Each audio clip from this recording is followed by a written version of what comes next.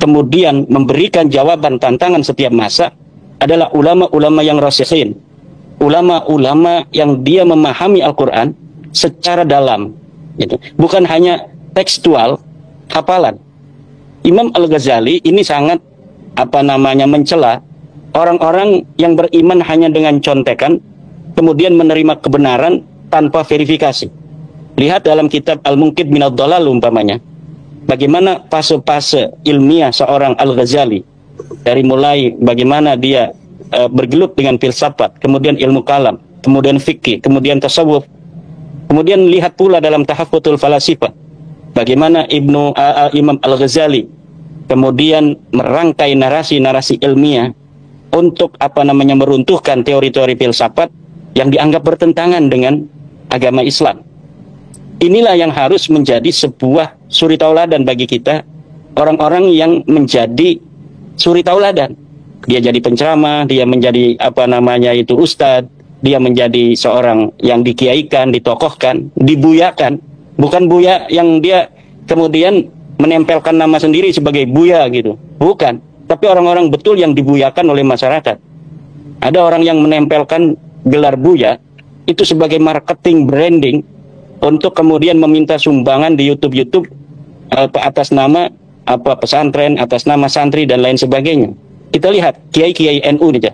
Kiai NU, kalau orang sudah menisbahkan diri pada NU, dia bikin pesantren, tidak pernah merepotkan orang lain.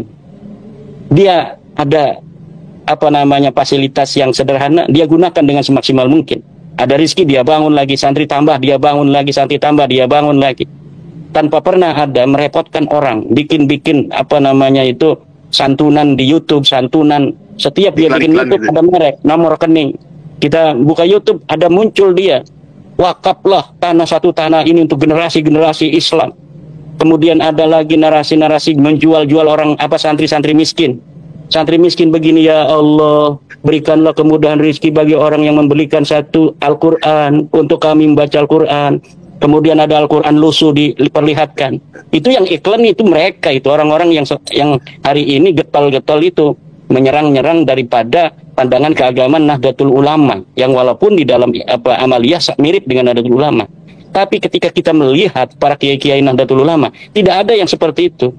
Tidak ada yang mereka itu jual-jual nomor rekening di YouTube. Setiap bikin YouTube ada nomor rekening, silakan untuk berinfak untuk anak-anak santri kami, anak asuh, jadilah orang tua asuh santri kami. Gak ada yang begitu di Nahdlatul Ulama itu. Semuanya berjalan begitu alamiah.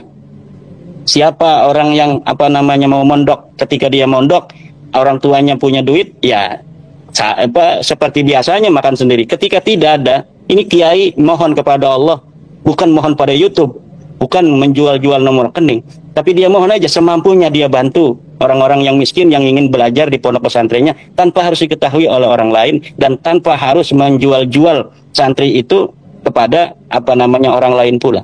Nah, ini yang saya amati dari ustadz-ustadz YouTube, ustadz-ustadz model-model zaman sekarang seperti yang sedang kita bicarakan itu. Nah, ini jadi berilah kecerdasan kepada jamaah kita untuk mempunyai cara berpikir keislaman yang sesuai dengan ajaran Kanjeng Nabi, sesuai dengan ajaran Al-Quran. Bagaimana ajaran Al-Quran? Ajaran ilmiah. Wala taqfu ma laysa laka bihi ilm. Jangan kau ikuti sesuatu yang tidak ada dalil. Kalau mau membela nasab Alawi itu sahih, mana dalilnya? Ayo kita berdiskusi. Ayo kita bicarakan mana dalilnya. Kita sudah mengetahui dari para orang-orang yang membela tidak ada dalil. Tapi sekali lagi, apapun yang terjadi, ini penting untuk digarisbawahi. Apa yang kami lakukan itu adalah hanya sekedar kami ingin katakan bahwa Anda, pengakuan Anda sebagai cucu Nabi tidak terbukti. Anda bukan cucu Nabi. Ya, tapi itu bukan karena kami membenci Anda, tapi karena kami ingin memberitahu kepada Anda sesuai dengan ilmu, sesuai dengan kajian ilmiah, bahwa Anda tidak terbukti sebagai cucu Nabi. Itu saja. Selanjutnya terserah Anda. Anda masih mau mengakui, ya silakan saja, jangan marah-marah. Yang jelas adalah apa yang dikatakan oleh UAS, bahwa tidak percaya kepada nasab habaib itu sama dengan tidak percaya pada Islam, itu tidak ilmiah, tidak berdasarkan ilmu pengetahuan, dan membawa jamaahnya kepada taklid buta yang dilarang oleh agama Islam. Ada masalah dzurriyyah Nabi. Dikatakan al-mu'minuna musaddaquna bi ansabihim. Ulama mengatakan sekelompok orang itu kalau sudah mengatakan nasabnya kepada orang tuanya dipercaya. Anda jangan suka ngutak-ngatik siapapun. Apalagi ini kisah nasab masa lalu. Ini adalah akhlak adabnya. Itu adalah seperti itu. Jadi apa? Kalau kita mencari celah, oh mungkin begini, ini bahaya sekali. Bahkan dikatakan, para imam mengatakan kalau ada sekelompok orang, Anda mendengar, mengetahui dari keluarganya, mengatakan bahwasanya dia punya nasab pada Rasulullah, cukup Anda percayai. Selesai. Dan itu tidak harus sampai derajat 100%. Karena 100% itu gimana sih mempercayai nasab 100%? Kecuali Anda lihat waktu hubungan suami istrinya, waktu kelahirannya. Semua orang kalau bicara tentang mungkin, naudzubillah, itu bahaya sekali. Mungkin dia istrinya keluar sama laki-laki lain. Mungkin naudzubillah. Bahaya orang utak-atik nasab itu. Ini secara umum segala nasab, kalau satu kelompok yang menisbatkan bahasanya dia punya nasab kepada orang tertentu, Anda tidak berhak untuk otak-atik. Ini siapapun nasab ke siapapun, apalagi kepada baginda Nabi SAW.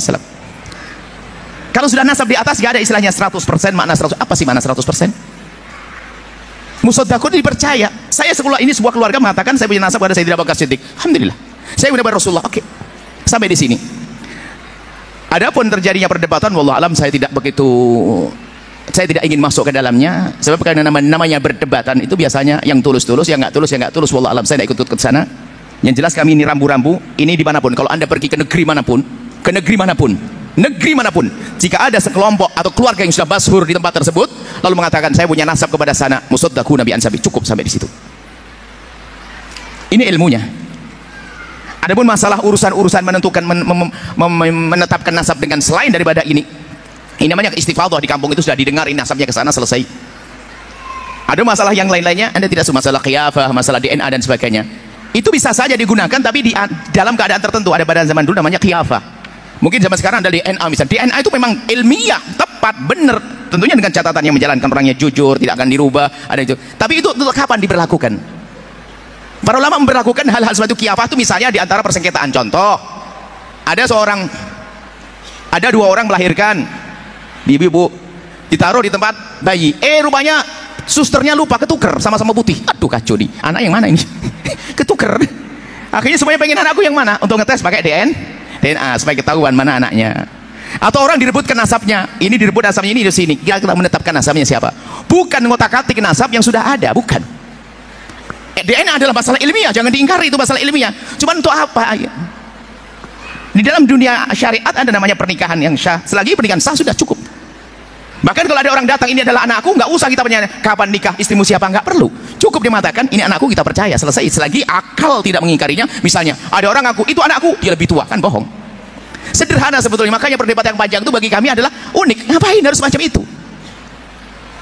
Dari dua belah pihak saya sampaikan, diam, sudah selesai, jangan dibahas. Umat jadi bingung. Dan saya tidak mengerti apakah omongan kami nanti dibilang, terserah Anda mau bilang saya tidak mengerti dan sebagainya. Saya bukan urusan dengan Anda yang mengatakan saya tidak mengerti. Akan tapi saya punya kewajiban bahwasanya jika Anda mengatakan bahwasanya saya ada anaknya keluarga itu, saya cukup percaya, tidak usah saya cari manakah aktamu, tidak perlu. Cukup, selesai. Sampai di sini wahai hamba Allah. Ingat, dzurriyyah Nabi SAW agung. Dzurriyyah Nabi Muhammad adalah mulia. Kalau permasalahannya Anda marah dengan sebagian dzurriyyah Nabi misalnya, tidak boleh Anda jadikan marah kepada semua dzurriyyah Nabi. Marah satu orang mungkin bikin kesal Anda. Namanya manusia, dia bukan maksum. Anggap saja kalau ada anak-anak Anda yang bandel, masa Anda sembelih, kan enggak? Ya perlu dikasih sayangnya sederhana. Mohon maaf kepada semua yang berselisih paham dari dua pihak kelompok. Ini kebetulan pertanyaan ini baru sekarang. Saya tidak pernah membongkar masalah ini, kecuali ditanyakan begini. Karena bagi saya itu enteng, tidak ada permasalahan. Kenapa? Apa yang direbutkan? Apa yang dipermasalahkan? Sudah jelas, ini sudah jelas dari dua kubu besar yang berkata itu adalah semuanya adalah sederhana. Ya selesai. Tolong Anda tidak usah bergeming. Pokoknya di satu kelompok dimanapun Anda menemukan, jika kelompok itu masyhur di kalangan keluarganya, dia punya nasab sampai Nabi Muhammad, cukup Anda percaya. Tidak usah Anda otak-atik. Selesai, sampai di sini saja. Setelah itu Anda akan tentram hati Anda, dan semoga Allah mengampuni semuanya, mengangkat derajat semuanya. Dan harapan kami kepada dua yang saat ini, dua kubu yang berselisih ini, segera tenang, jangan dilanjutkan seperti itu. Ingat, umat Nabi Muhammad, kita punya kewajiban besar, yaitu menanamkan kecintaan kepada Rasulullah SAW.